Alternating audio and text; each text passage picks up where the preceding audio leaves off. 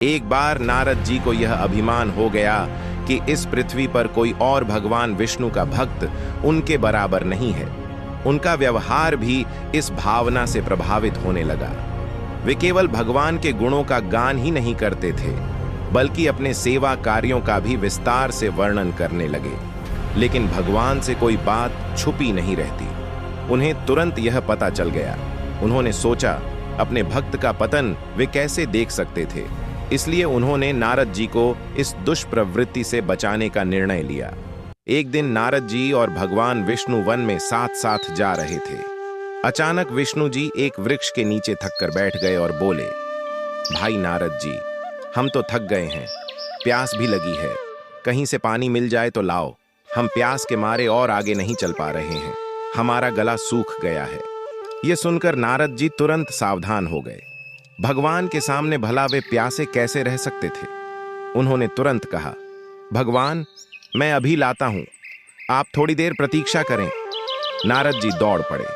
उनके जाते ही भगवान मुस्कुराए और अपनी माया को नारद जी को सत्य के मार्ग पर लाने के लिए सक्रिय कर दिया। नारद जी थोड़ी ही दूर गए होंगे कि उन्हें एक गांव दिखाई पड़ा। गांव के कुएं पर कुछ युवा स्त्रियां पानी भर रही थीं। नारद जी जब कुएं के पास पहुंचे तो उन्होंने एक कन्या को देखा और उसकी सुंदरता में अपनी सुध बुद्ध खो बैठे। वे यह भूल गए कि भगवान के लिए पानी लेने आए थे। कन्या ने नारद जी की भावनाएं समझ लीं और जल्दी जल्दी घड़ा भरकर अपनी सहेलियों को पीछे छोड़ घर की ओर चली गई। नारद जी भी उसके पीछे चले गए। कन्या घर के अंदर चली गई, लेकिन नारद जी द्वार पर खड़े होकर नारायण नारायण का अलख जगा रहे थे। गृहस्वामी नारायण का नाम सुनकर बाहर आया। उसने तुरंत नारद जी को पहचान लिया। अत्यंत विनम्रता और आदर के साथ उसने नारद जी को घर के अंदर ले जाकर हाथ पैर धोने के बाद स्वच्छ आसन पर बिठाया और उनकी सेवा सत्कार में कोई कमी नहीं छोड़ी। अपने घर में ऐसे महान संत के आगमन से गृहस्वामी स्वयं को धन्य महसूस कर रहा था और उनके योग्य सेवा के लिए आग्रह किया। नारद जी बोले, आपकी इस कन्या से मैं विवाह करना चाहता हूं। यह सुनकर गृहस्वामी चकित रह गया, पर प्रसन्न भी हुआ।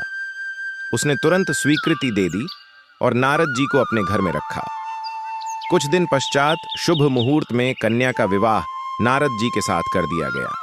साथ ही उन्हें गांव में थोड़ी सी जमीन भी दी गई ताकि खेती करके अपने परिवार का पालन पोषण कर सकें। अब नारद जी का समय पूरी तरह गृहस्थी में बीतने लगा। उनकी वीणा एक खूंटी पर लटकी रहती, जिस पर उनका ध्यान कम ही जाता। वे दिन भर खेतों में हल चलाते, बीज बोते, पानी देते और निराई गुड़ाई करते। जैसे जैसे पौधे बढ़ते, उनकी प्रसन्नता का पारावार न रहता। फसलें पकती और कटती, अनाज से उनके कोठार भर जाते। नारद जी गांव में एक संपन्न किसान माने जाने लगे। वर्षों के बीतते बीतते उनके 3-4 बच्चे भी हो गए। एक दिन अचानक तेज बारिश हुई, जो लगातार कई दिन तक रुकी नहीं। बादलों की गर्जना और बिजली की कड़क ने सबके मन में भय पैदा कर दिया। गांव के पास बहने वाली नदी में बाढ़ आ गई। चारों ओर पानी ही पानी फैल गया। कच्चे पक्के मकान ढह गए, घर का सामान बह गया, पशु और लोग डूब गए। गांव में त्राही त्राही मच गई। नारद जी ने घर में जो थोड़ा कीमती सामान बचा था उसकी गठरी बांधी और पत्नी व बच्चों को लेकर पानी में से बाहर निकलने लगे। नारद जी बगल में गठरी थामे, एक हाथ में एक बच्चा और दूसरे में पत्नी को संभाले आगे बढ़ रहे थे। पत्नी भी एक हाथ में एक बच्चा और गोद में एक और बच्चे को लेकर धीरे धीरे आगे बढ़ रही थी। पानी का बहाव बहुत तेज था।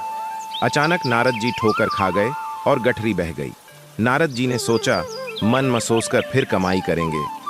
कुछ दूर जाने पर उनकी पत्नी एक गड्ढे में गिर गई और गोद का बच्चा बह गया। धीरे धीरे 2 और बच्चे भी बह गए।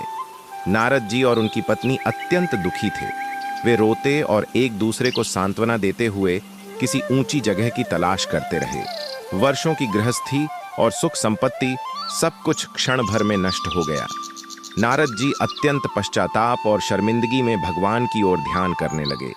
तभी उन्हें याद आया, वे तो भगवान के लिए जल लेने आए थे। नारद जी दौड़े और देखा कि भगवान वहीं वृक्ष के नीचे बैठे प्रतीक्षा कर रहे थे। नारद जी भगवान के चरण पकड़कर बैठ गए और अश्रु बहाने लगे। कुछ बोल नहीं सके। भगवान मुस्कुराए और बोले, तुम अभी गए थे, कुछ अधिक देर तो नहीं हुई, पानी लाए या नहीं? नारद जी को लगा कि वर्षों बीत गए। अब उन्हें समझ आया कि यह सब भगवान की माया थी, उनके अभिमान को चूर चूर करने के लिए। वे सोचने लगे, मेरा घमंड कितना बड़ा था कि मैंने स्वयं को त्रिलोक का श्रेष्ठ भक्त मान लिया था। एक स्त्री को देखकर मैं भगवान को भूल गया। अब नारद जी पुनः सरलता और विनय के साथ भगवान के गुण गाने लगे।